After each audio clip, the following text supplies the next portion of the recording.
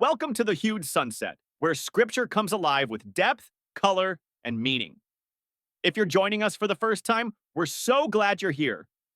In our very first video, we began our journey through the book of Genesis by diving into the beauty and structure of Genesis 1, the majestic beginning of creation. Now, we're stepping into Genesis 2, where the story slows down and zooms in, giving us a more intimate look at humanity, the garden, and the heart of God. If you're new to the channel, don't forget to like, subscribe, and hit that notification bell so we can continue exploring the Bible together. One chapter, one story, one revelation at a time. Let's dive in. So, after the grand cosmic creation story of Genesis 1, we jump into Genesis 2, where we zoom in on something deeply personal, the creation of humanity. It's like the camera zooms in from the vastness of the universe to focus on the intimate details of Earth and human life.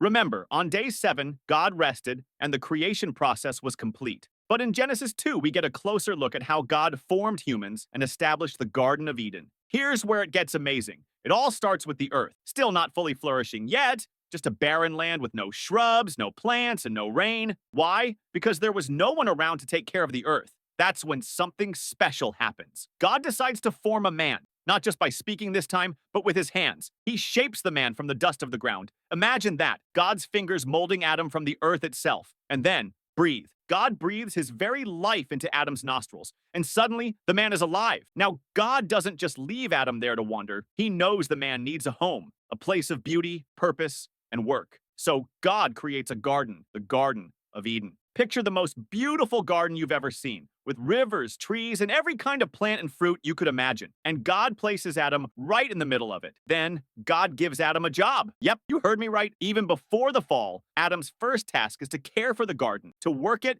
and take care of all the plants and animals. So, from the very beginning, work wasn't a punishment. It was part of God's original design. It was meant to be fulfilling and life-giving. And here's where it gets even more amazing. God gives Adam the freedom to eat from every tree in the garden, except one, the tree of the knowledge of good and evil. God says, if you eat from it, you will surely die. It's a test of trust. Adam is free to enjoy everything, but God asks for obedience in just one area. But as perfect as the garden is, God sees something missing. Adam is alone. And so God says, it's not good for the man to be alone. This is the first time in the creation story that God declares something not good. So God decides to make a helper suitable for Adam. But how? Well, God first brings all the animals to Adam to see what he'll name them. Can you imagine that? Adam standing there, naming all the animals. But no matter how many he names, none of them are quite right. None are a perfect companion for him. So God causes Adam to fall into a deep sleep. While he's resting, God takes one of Adam's ribs and forms a woman, Eve. When Adam wakes up, he sees her. And what does he say? This is now bone of my bones and flesh of my flesh. It's the first love story in history. Adam and Eve, made for each other, created to complement one another perfectly. And then God gives them a special command. Be fruitful and multiply and fill the earth. They were to live in perfect harmony with each other and with the creation around them. They had everything they needed: food, work, relationship, and the presence of God. And now, let's pause for a moment because this is important. Genesis 2 tells us about the first human relationship, Adam and Eve. It wasn't just about living in the garden, it was about living together in love and unity, with God at the center of everything. Now, we come to the final, powerful detail. God rests, not because he was tired, but because his work was complete. The creation was perfect,